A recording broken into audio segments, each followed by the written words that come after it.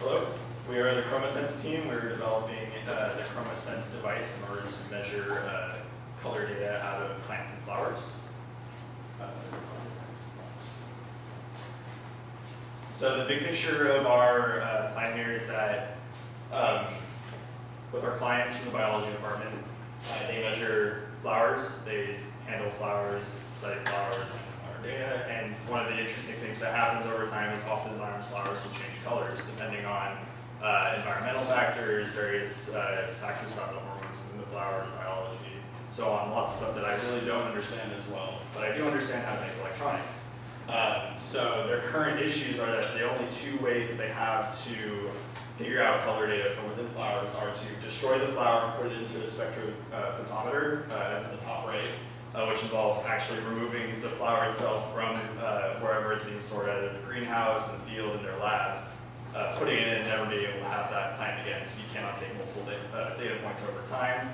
The other option is to, the other destruction option is to take it, put it into a computer scanner, which is what they use more regularly, load it up into Photoshop as in the bottom right, and use the color picker tool in order to determine what color value is from that flower. Both of those methods are fairly accurate. The top right one, the spectrophotometer, is the most accurate. Bottom right, with using the Photoshop system, is based on the calibration of the monitor and calibration of Photoshop, but at and the scanner itself, but at the same time it will provide discrete values. Their other option, if they don't want to destroy the flower, is to hold color swatches up next to the flower of various shades and then say, yes, that looks like the right color, which is extremely inaccurate, but it allows them to keep the flower over time. So our goal here is to create a method that is both accurate and allows the flower to stay alive over time. So you can take multiple data points. So our clients are Dr. Himmelblau and Yost from the biology department. They are both kind of measuring flowers in different areas. Himmelblau is working in his lab with flowers in the lab environment to be able to quantify evolution among multiple plant generations and be able to use the color data to help with that. Dr. Yost is working more in the greenhouse and in the field, and she is looking at the relationship between the flower color and the reproductive cycles of the flowers that she is studying. Beyond just our clients, there are more stakeholders involved. Ideally, if we can come up with a working system that is very accurate and keeps the flowers alive, this can be implemented in classrooms in the biology department. It can be used to help, for students to use to help the professors with their research.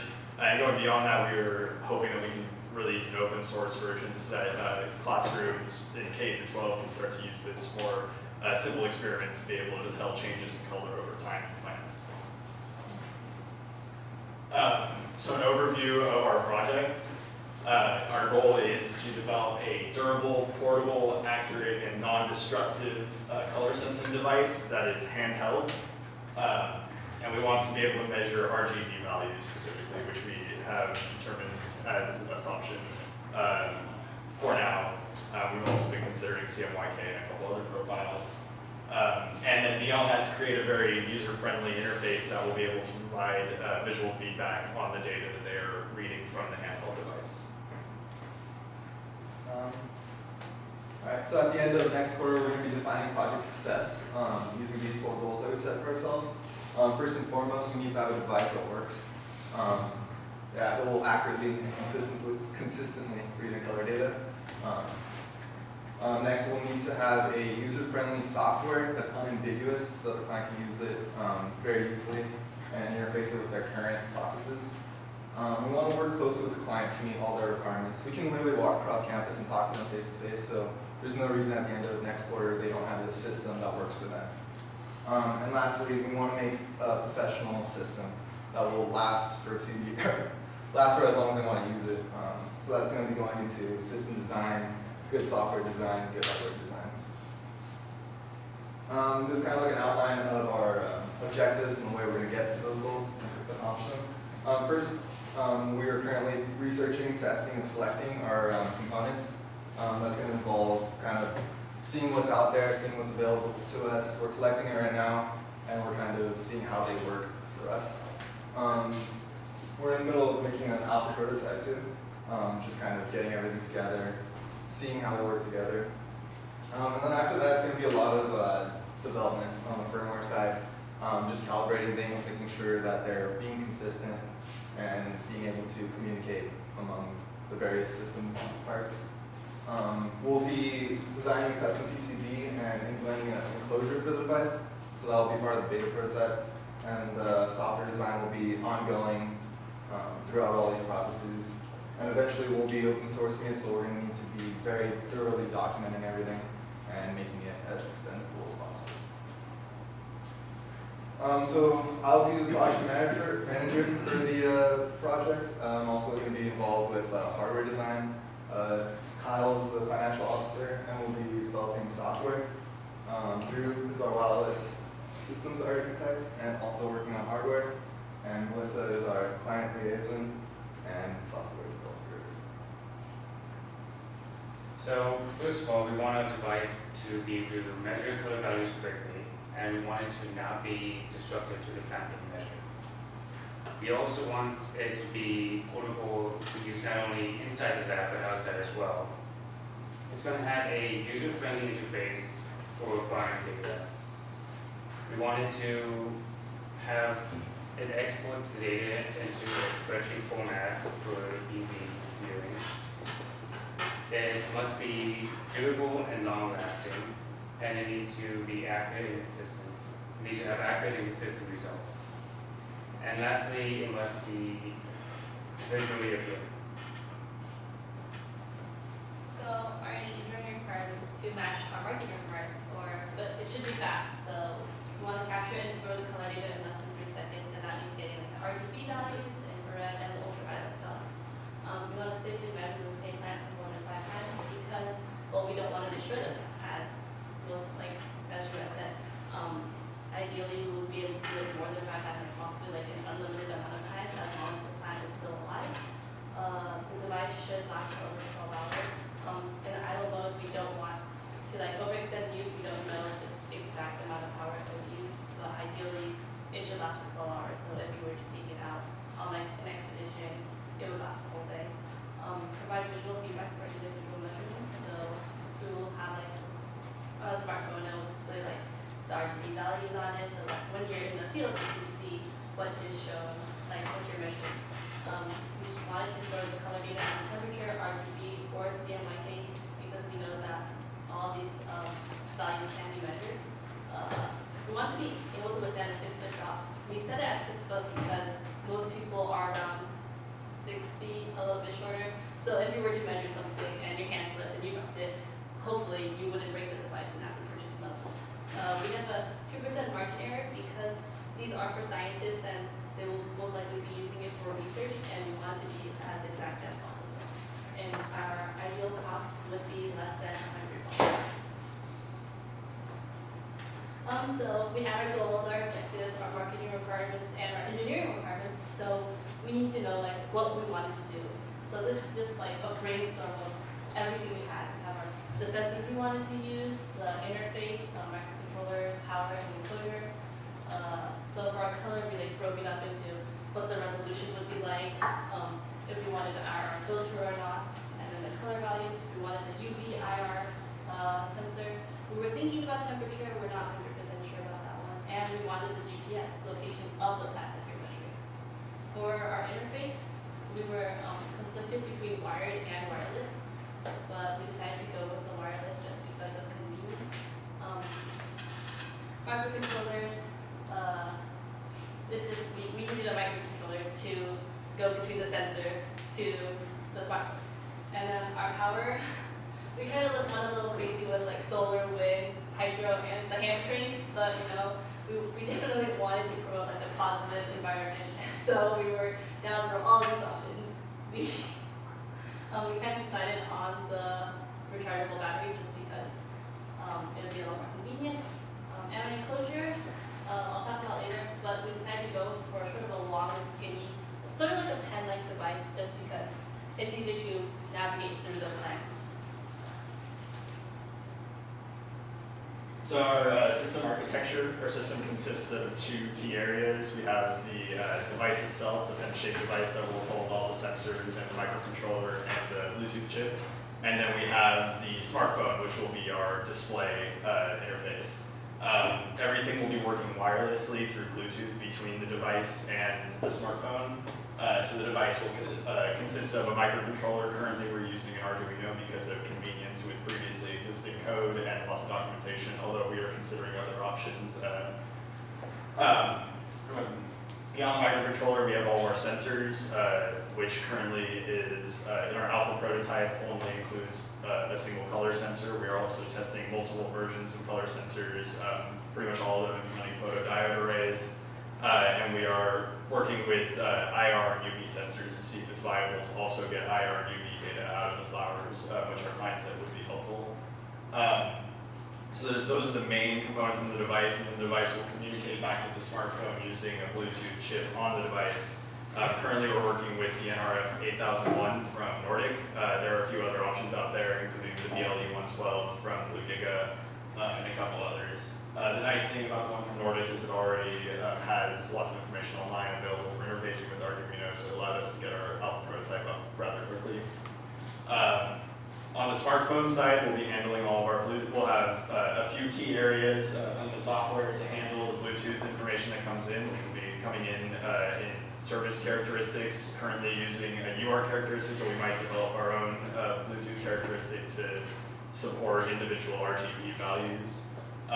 We will also be touching the GPS data in the phone to be able to give a locality to whenever measurements are taken, so that way if measurements are taken in the field, GPS data is readily available to be able to attach this metadata to those measurements. And then beyond that, we have the data structures on the smartphone in order to store all the flower data, which will include metadata such as GPS location, temperature, other environmental factors that might matter to them, including things that they can add themselves, such as names. And then everything will go out through a user interface, which will provide nice visual feedback, will provide a visual of the amount of red, green, and blue in each flower, as well as the actual numerical data, and will allow them to input their own modifications to it, so they can name their different measurements and be able to keep track of which measurements were where. Yeah, that is the entire system architecture. So moving on to specifically the device itself. It's going to be pretty straightforward. We have our microcontroller, and all of our choices so far have low power states available. So most likely we'll have a microcontroller running off a rechargeable battery, and a button will activate interrupt sequence that will wake everything, cause the microcontroller to pull in data from the sensors that we have connected. It'll package that and send it off to the radio, which will transmit it to our smartphone app. And so just kind of talking about the design decisions that we made. We use Bluetooth LE because we wanted to use a wireless connection device, which would free us up pretty significantly. We want them to be able to have one hand on the device, one hand to move whatever obstructions are in the way, and read that without having to deal with holding the phone as well. And it's also optimized the fraction of power consumption of regular Bluetooth. So it's a little bit of no-brainer there. Rechargeable battery should meet our needs, especially if we're going to be in low power state for most of the time. It'll also allow a unibody design to the final product, so replaceable batteries would require us to open up the device and have multiple parts. Unibody design is much more robust. And then a button also is tied in with the wireless aspect, in that it allows you to use only one hand with the device and not have to activate it from the phone. The RGB color sensors that we're looking at right now are all photoelectric diodes arrays.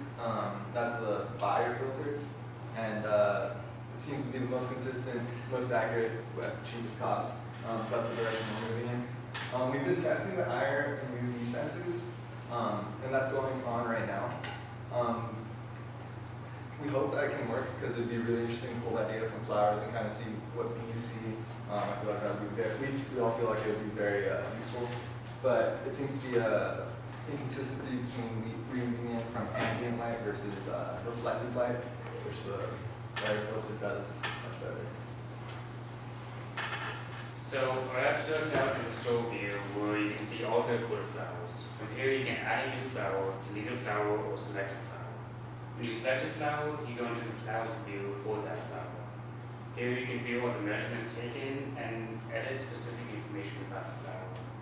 You can also take a photo of the flower using your smartphone camera for data reference.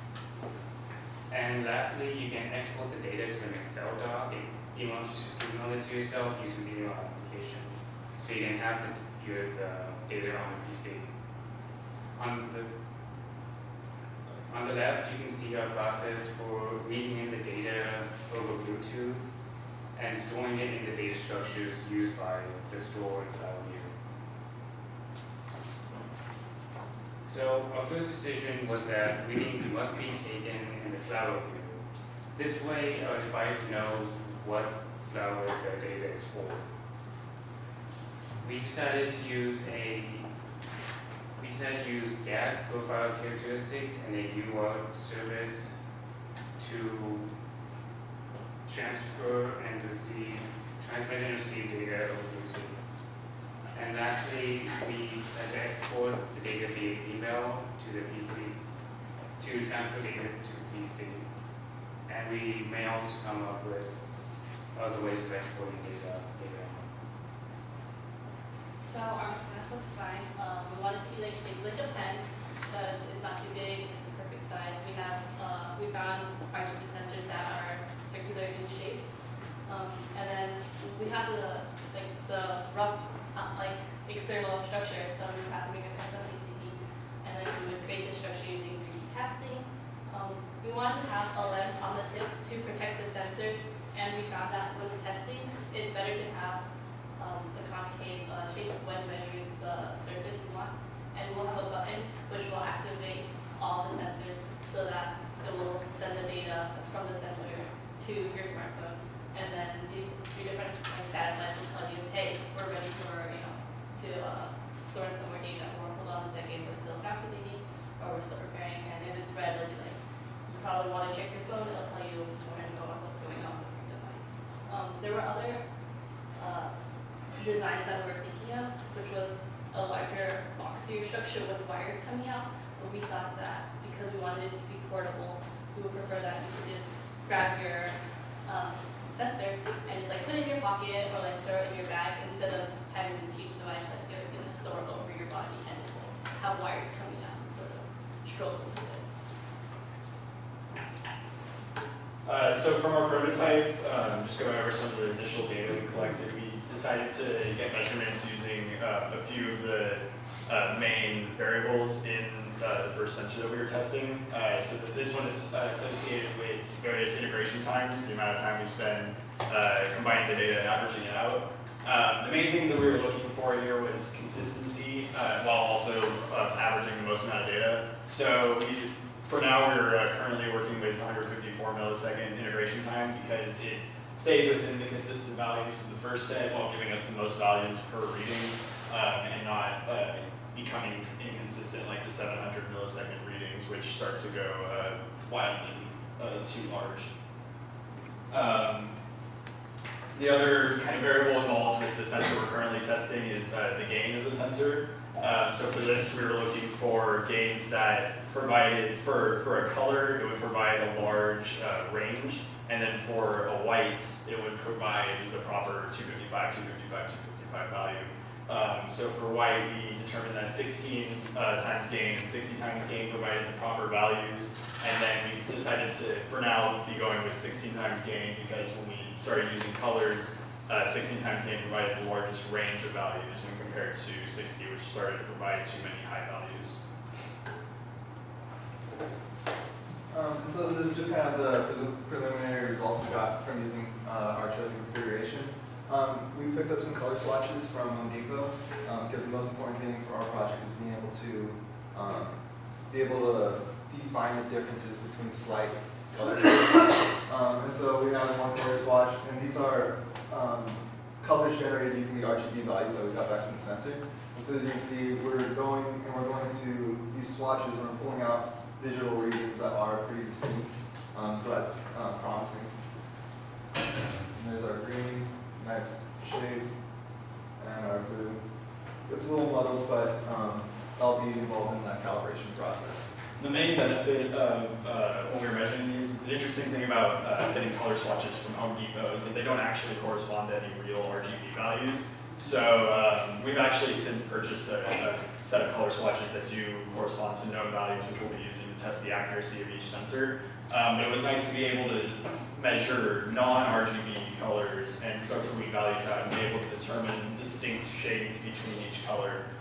Which was the main thing that we were going for in using the testing with the swatches, is that even if we were using colors that should not map correctly to the RGB values we're looking at, it will still provide distinct shades so that our clients can determine changes in color over time. And any questions?